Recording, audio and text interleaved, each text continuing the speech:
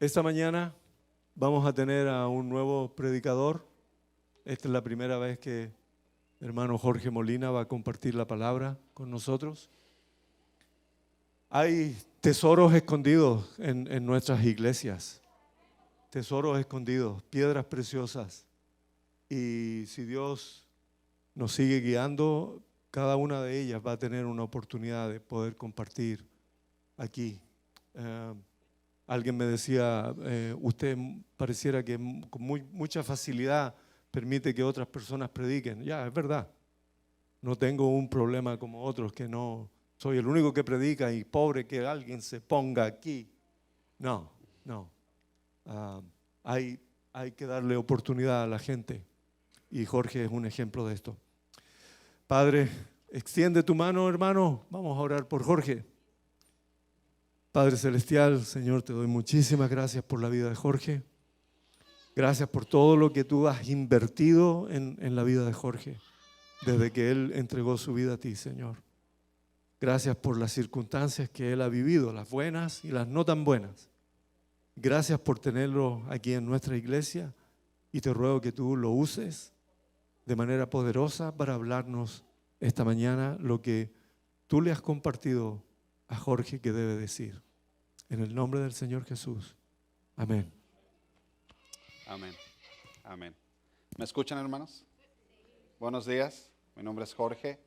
Buenos días a los que nos están viendo a través de internet. Fíjese que me vino a la mente, a mí me gustaba mucho el jaripeo. No sé si a ustedes les gusta el jaripeo, que es el montar toros. Y cada vez que yo iba a esos lugares, yo estaba en las bancas y cuando yo veía montar a los jinetes, yo aplaudía o decía, ¡buh! No lo hiciste bien. Pero cuando me tocaba estar dentro del ruedo, de ese jaripeo, andaba corriendo para que el toro no me pegara. Es lo mismo que siento ahorita, hermanos. Es fácil sentarte en ese lugar y ver al pastor y, le faltó, no dijo el versículo completo. Pero cuando ya te toca a ti, hermano, se te viene una palabra solamente y se te olvida completamente el versículo. Entonces, la frase popular es fácil ver los toros desde afuera que estar adentro del ruedo. Hoy me tocó estar dentro del ruedo, pero quiero que usted cierre sus ojos, hermanos, y levante sus manos al aire y le dé la gloria a Jesús, hermano. Yo he venido a escuchar a Jesús, yo he venido a escuchar su palabra, hermano. Y eso es lo que yo quiero en esta mañana, Padre, en el nombre de Jesús. Aquí están tus ovejas. Algunas ovejas necesitan ser vendadas, necesitan ser sanadas, Señor. Yo te pido que tú hables a través de tu palabra y que tú puedas restaurar, que tú puedas sanar y que tú puedas levantar a cualquier oveja, Señor, que de alguna forma esté cojeando, Padre. En el nombre de Jesús, todos aquí juntos te damos toda la gloria y toda la honra, Señor, porque solamente tú la mereces, nadie más. En el nombre de Jesús. Amén. Amén. Hermanos, seguimos con la serie Enciéndete. El pastor compartió acerca del capítulo 12 la semana pasada. Ahora a mí me toca compartir acerca del capítulo 13. Y como introducción, hermanos, me gustaría decirte el tema. El título del mensaje es Tu llamado tiene una misión. Tu llamado tiene una misión. Golpea al que está al lado tuyo o pellízcalo y dile, no te detengas. Dile al que está al lado tuyo, no te detengas. No te detengas. Tu llamado tiene una visión, no te detengas. No importa lo que pase, no te detengas. Y el texto está basado en Hechos capítulo 13. Y no voy a leer todo el capítulo, hermanos, pero voy a hacer una síntesis, voy a hacer algo corto. Como introducción, a mí me gustaría compartirte que en este capítulo 13 de Hechos, Pablo, o mejor dicho, Saulo, porque así es como comienza, Saulo está por comenzar el primer viaje misionero con Bernabé. Del capítulo 1 al capítulo 12, Pedro es el personaje más relevante de esa historia. Pero del capítulo 13 en adelante, el personaje más importante será Pablo. Y me gustaría recordarte algo, hermano. Ellos aquí no son movidos por persecución. La persecución comienza desde que desciende el Espíritu Santo y hasta el capítulo 12 hay persecución. Pero solamente en este corto momento no hay persecución. Pablo y Bernabé están siendo guiados por el Espíritu Santo. Y la única misión de Pablo y Bernabé es dar testimonio de Jesús. Esa es la única misión, el único propósito, el único objetivo que ellos tienen en su mente. Y podría decirte más temas, hermanos. Hay el tema del comienzo de la iglesia, el tema de la plantación de la iglesia, y hay muchos más temas en el libro de Hechos. Pero el mensaje más importante del libro de Hechos es Jesús. Es Jesús. Mientras yo hacía este mensaje, o el Señor me ayudaba a hacer este mensaje, vino a mi mente una frase y me dijo: cuando tú predicas un mensaje y Jesús no es el centro, simplemente diste una charla. Jesús debe de estar en el centro de nuestros mensajes, porque eso es por eso que venimos a este lugar. Venimos a exaltar a aquel que dio su vida por nosotros. Él es el único, el centro del mensaje, el centro de la iglesia, el centro de nuestras vidas. Y a Él sea toda la gloria. Por ejemplo, Hechos capítulo 1, ¿se da cuenta de cómo Lucas empieza el libro de Hechos? Miren lo que dice en el versículo 1, no tiene que buscarlo, se lo voy a leer. Lucas, escribiéndote a Teófilo, le dice: escribí acerca de todo lo que Jesús había hecho y enseñado. Lucas está preocupado en enseñarle a Teófilo: yo te quiero enseñar lo que Jesús hizo, lo que Jesús enseñó. Y ese era el propósito, el primer propósito, el primer versículo de Hechos el propósito es Jesús. Nadie más. No es Lucas, no es Teófilo, no, Jesús.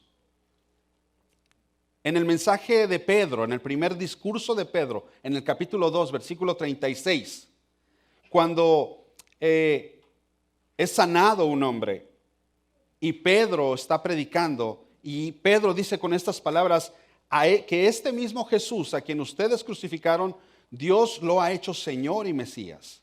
Y dice la palabra del Señor que las palabras, cuando Pedro dijo que a Jesús Dios lo había hecho Señor y Mesías, esas palabras, dice la palabra de Dios, que traspasaron el corazón de esas personas. ¿Por qué? Porque Jesús era el centro.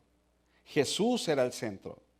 En Hechos capítulo 4, versículo 10, también habla de un hombre que fue sanado en el nombre de Jesucristo de Nazaret.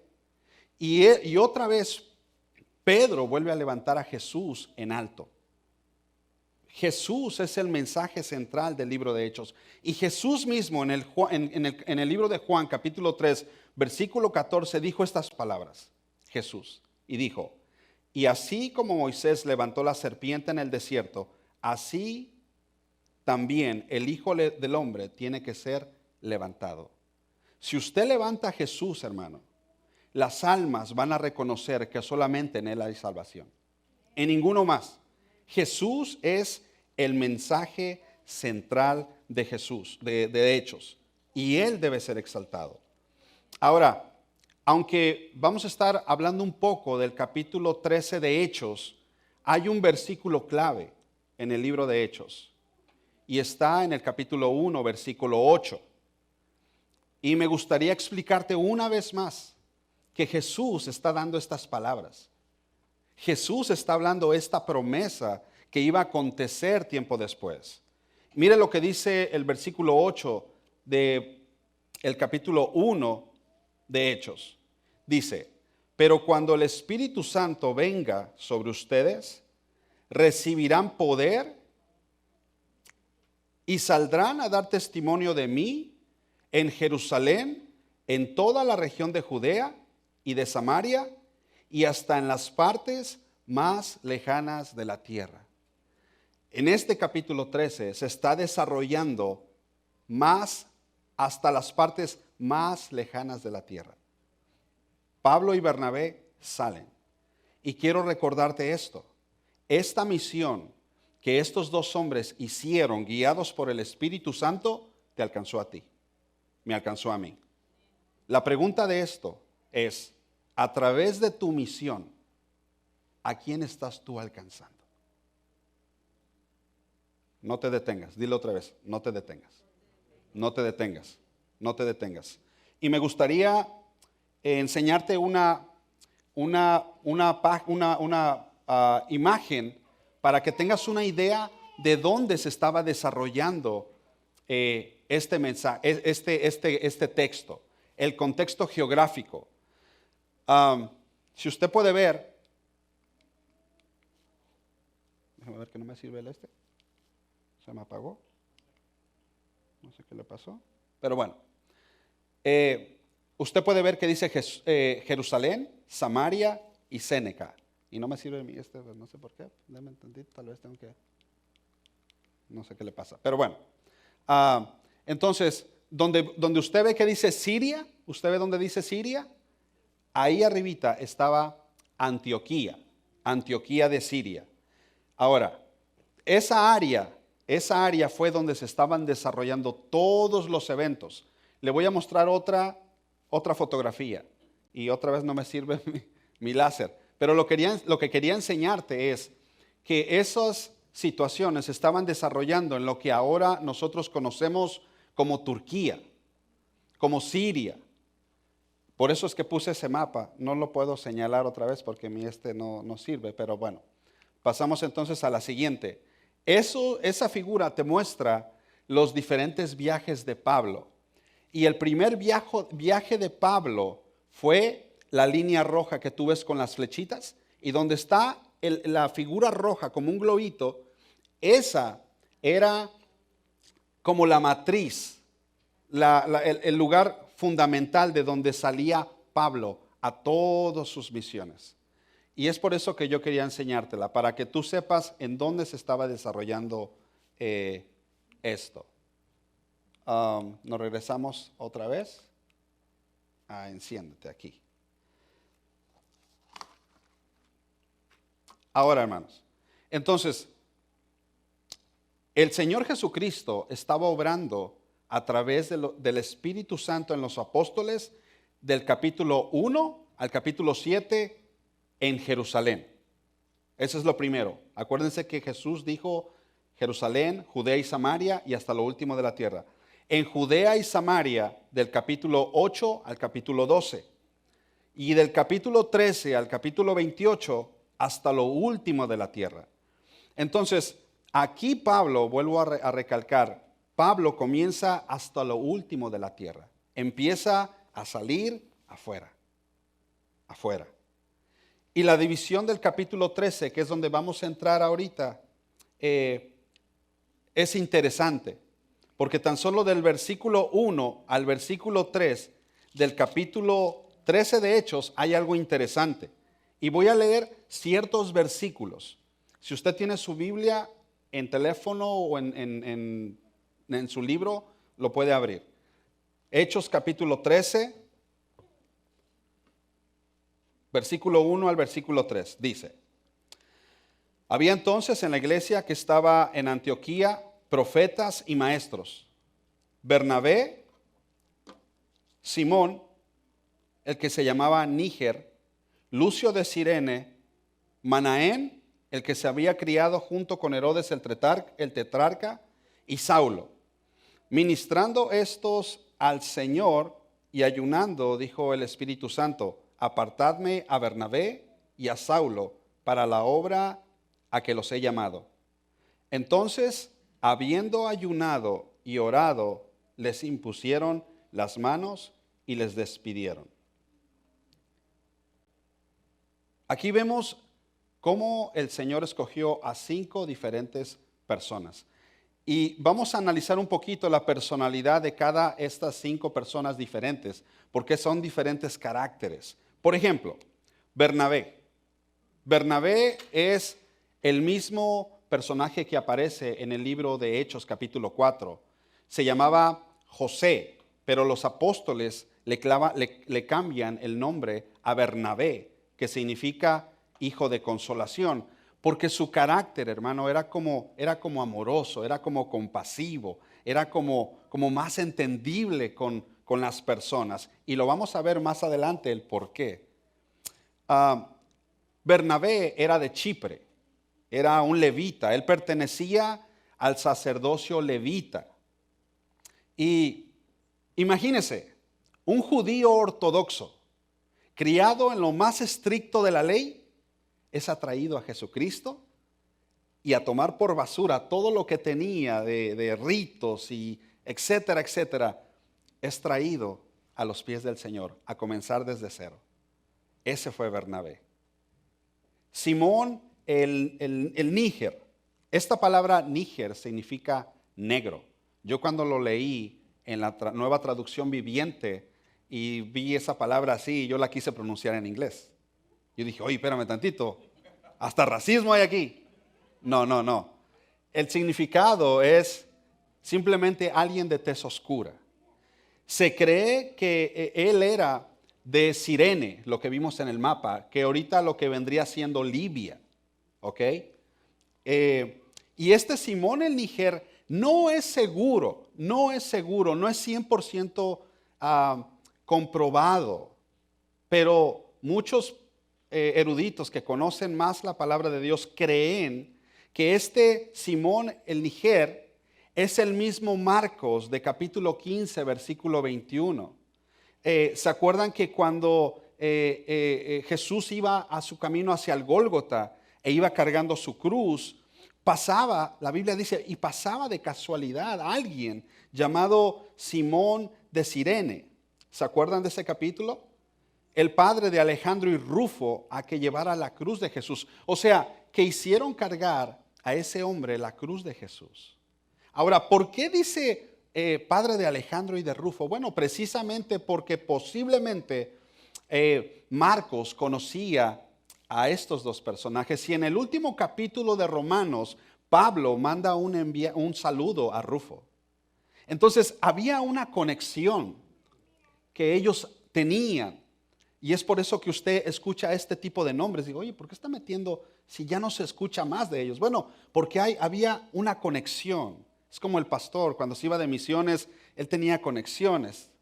Y entonces, este hombre que usted encuentra aquí en la Biblia fue alguien que se encontró por casualidad con Jesús. Pero yo meditaba en esto y yo decía, ¿un encuentro por casualidad? Sí, tal vez fue un encuentro por casualidad, pero ese encuentro que tuvo Simón con Jesús cambió totalmente su vida. Radicalmente cambió su vida. Tanto a que usted puede darse cuenta como aquí en el capítulo 13 está como un líder. Alguien que se encontró con Jesús por alguna circunstancia. Yo no sé si esa es su situación de usted. Pero Dios hace cosas maravillosas, por coincidencias o por casualidad, como usted le quiera llamar. Pero este hombre aparece entre los profetas y los maestros del capítulo 13. Ese era Simón el Níger. El Señor es experto, como hizo el comentario Pepe, en cambiar lo incambiable. ¿Está usted de acuerdo? Yo también vengo de las drogas, hermano. Por eso cuando yo escuché al pastor la primera vez, dijo, yo me puedo relacionar con él porque yo puedo ver que Jesús es real. Porque él me cambió como lo cambió al pastor Pepe. Y eso me impacta y hace que mi corazón se derrita. Porque dice, ¿cómo tú pudiste poner tus ojos en alguien, en mí? En un pecador perverso. En alguien que no necesitaba, que no merecía tu perdón. Pero el Señor dijo, mi gracia, porque mi gracia es suficiente. Tú no necesitas nada más sino mi gracia. Y hay otro personaje en este mismo versículo que es Lucio de Cirene. De él, le digo la verdad, yo estuve tratando de buscar quién era, si era pariente de Simón, si era tío de Bernabé, no encontré nada. Así que no se sabe mucho de él. de Lucio de Cirene. Posiblemente, Simón de Cirene llevó a Lucio de Cirene con él. ¿Cuántas veces lo ha hecho usted? Alex nos ha dado testimonios de que él habla con las personas en su trabajo y a través de él ha traído personas a Cristo. Bueno, posiblemente este Lucio de Cirene es una persona así, que Simón de Cirene lo trajo también, porque eran del mismo lugar, de Cirene, que es lo que ahorita Libia. Manaén. A este personaje yo lo podría llamar el incansable, porque la Biblia dice que era el que se había criado con Herodes. Y usted sabe quién era Herodes. Yo por eso le llamo el incansable, porque él se crió en un ambiente inmoral, en un ambiente idólatra, en un ambiente perverso. Y cuando dice se crió, está hablando de que era un hermano como un hermano adoptivo, que crecieron juntos. Y eso me asombra, porque muchos de nosotros podemos ver a una persona allá afuera y decir, no, el Señor no puede hacer nada en él. No, el Señor no puede hacer nada en ella. Déjame decirte que el Señor Jesús es experto en hacer obras de arte, de vasijas rotas, de vasijas que la gente piensa que no puede suceder nada. Esas vasijas Dios las vuelve a moldear. Y quiero darte un testimonio. Mi esposa y yo conocimos a un homosexual en México. Era más conocido de mi esposa.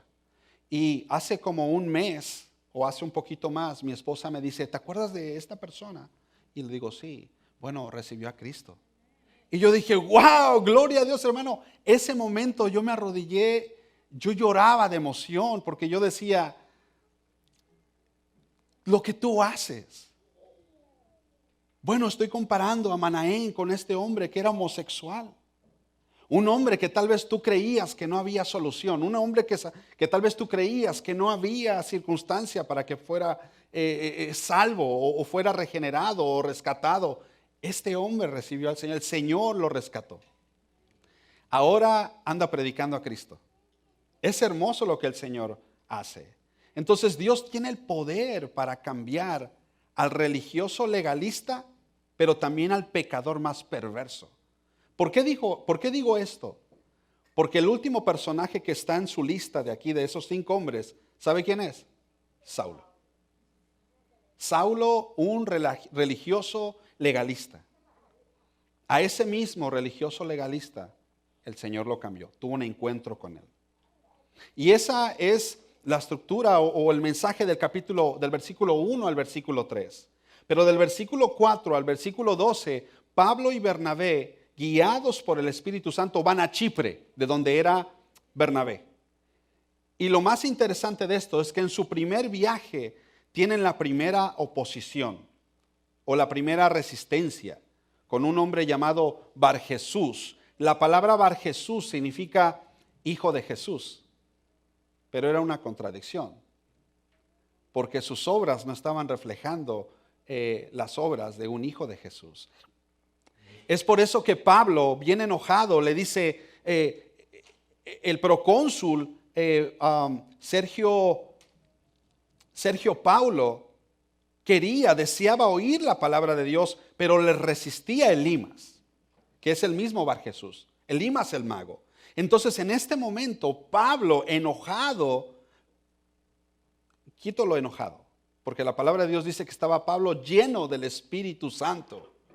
Pablo lleno del Espíritu Santo, fijando en él los ojos, dijo, oh lleno de todo engaño y de toda maldad, hijo del diablo. Espérame tantito, el carácter de Pablo era más dócil, ¿cierto? Pero en este momento, Pablo le dijo el nombre verdadero a este mago. Él no era hijo de Jesús, él era un hijo del diablo. Es lo que Pablo dijo. Se oye fuerte, pero es lo que Pablo y lo que la palabra del Señor nos dice. Y algo que quiero decirte es que nosotros no deberíamos ser sorprendidos o perturbados por la oposición. Tienes que grabar eso en tu corazón, en tu mente y entender que vamos a tener oposición. Vamos a tener oposición. Pero Pablo tenía un objetivo claro y era dar testimonio de Jesús, exaltar a Jesús, levantar a Jesús. Y quiero darte unos comentarios. Por ejemplo, Spurgeon dijo, donde quiera que haya posibilidades de un gran éxito, se encontrará tanto la puerta abierta como la oposición y la adversidad. Si no hay adversarios, usted puede empezar a temer que no habrá éxito. ¿Un niño podrá elevar su cometa sin viento? Un niño no podrá elevar su cometa sin viento, ni sin un viento que vaya en contra de su cometa. Los vientos son a veces necesarios. Y es algo que usted tiene que recalcarlo y recordarse a usted mismo. La oposición siempre va a estar presente. Chipre era un lugar y era conocida por su inmoralidad. Aquí Bernabé y Saulo enfrentaban una combinación de inmoralidad y oscuridad espiritual, por supuesto. Era esto, la inmoralidad y la oscuridad espiritual, era algo normal en el imperio romano. Un comentarista bíblico dice que Pafos, a donde llegaron Bernabé y Pablo y tuvieron esta resistencia, oposición, este comentarista bíblico dice, Pafos era tristemente célebre por su culto a Venus, la diosa del amor sexual. Atanasio denominó a esa religión la deificación de la lujuria. Y Spurgeon también hace un comentario y dice, ningún hombre o mujer podía recurrir al templo de Venus sin que se contaminara su mente o se depravara su carácter. Pero aquí no tienes a dos hombres cualquiera, hermano. Aquí tienes a dos hombres comprometidos con Jesús, comprometidos con la misión, puesta su mirada simplemente en el objetivo de exaltar a Jesús y de poder proclamar que Jesús es el Salvador. Solo Él. Por eso es que Pablo y Bernabé no se corrompían, porque tenían una relación íntima con el Maestro, con Jesús. Por eso es que ellos pudieron atravesar esas oposiciones, atravesar esas contradicciones. Y en el versículo 12 usted puede darse cuenta que el procónsul, viendo lo que había sucedido, porque cuando Pablo le habla esas palabras a Elimas, le dijo que él iba a quedar ciego.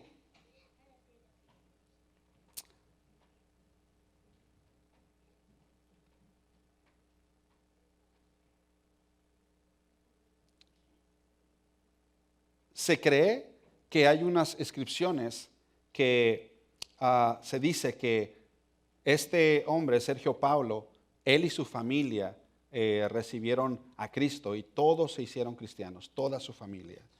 Y me gustaría centrarme en un personaje para terminar, para concluir, importante, y es Juan Marcos. Juan Marcos abandonó la misión. En el capítulo 6, usted se da cuenta que en el capítulo 5, usted se da cuenta que tenían ayudante a Juan de ayudante. Pero en el versículo 13, la palabra de Dios dice que Marcos abandona y regresa a Jerusalén. No sabemos, no se sabe por qué Marcos abandonó la misión. Hay muchas teorías, pero lo único que te puedo decir, hermano, para concluir por el tiempo,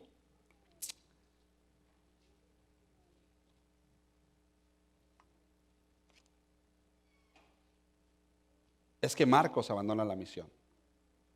Y es por eso que el mensaje de esta mañana era, tu llamado tiene una misión, no te detengas. Marcos en algún momento decidió abortar la misión. Y yo quiero decirte en esta mañana, hermanos, Si de alguna forma tú estás pensando abortar la misión, o tú has abortado la misión, y tú has decidido por comodidad, por temor, por oposición, por lo que estás enfrentando, tal vez es la pandemia que te ha hecho acomodarte, tal vez es tu enfermedad que te ha hecho detenerte en tu misión. Hoy el Señor te dice, no te detengas, no te detengas. Pablo en el último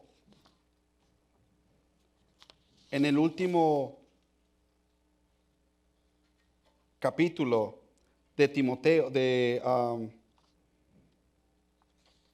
da estas palabras. Pablo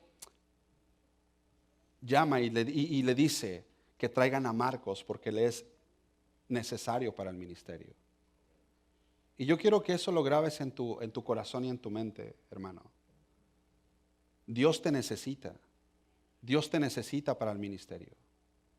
No puedes abortar la misión por la oposición o por lo que estás pasando. Ese es el mensaje de hoy, hermano. No te detengas. No te detengas. Así que dejo al pastor Pepe. Ok. Dale. Si es para el Señor, dáselo más fuerte. Yo sé que el tiempo se va a acabar, hermano, pero yo quiero hacerte una invitación a ti.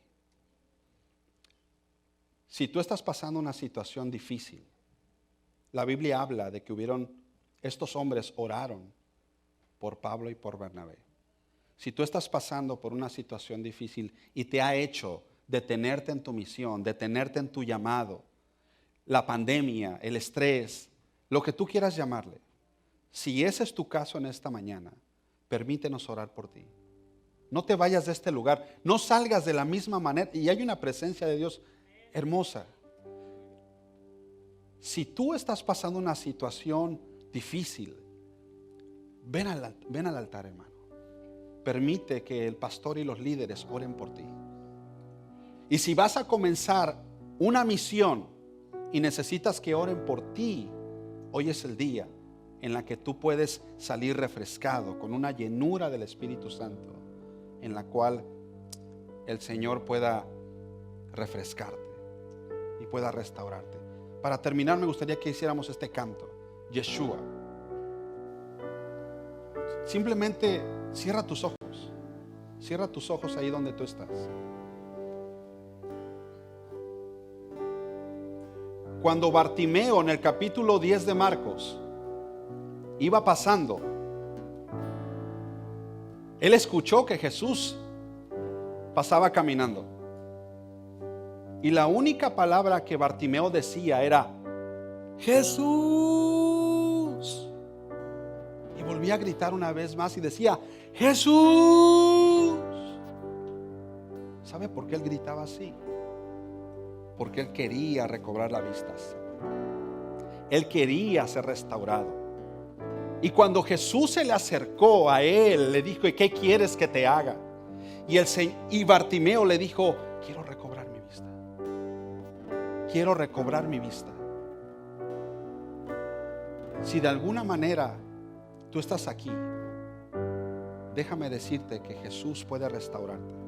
No importan tus fracasos espirituales, no importa lo que hayas pasado, no importa si te caíste, Jesús te puede restaurar.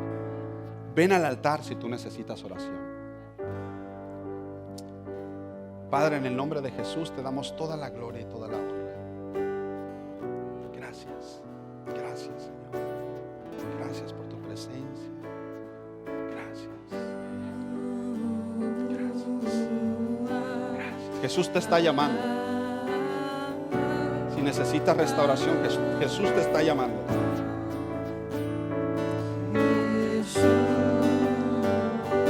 No abortes la misión. No te detengas. No te detengas. Pase lo que pase, no te detengas. Si tienes la enfermedad, no te detengas. Si hay una prueba, no te detengas. Si estás comenzando una misión, no te detengas. Padre, en el nombre de Jesús, mira estas almas, Señor. Mira estas almas, Señor. hermano Alex, líderes, les pido que oren por ellos. Padre, en el nombre de Jesús. Hermano Eduardo, hermano Eduardo.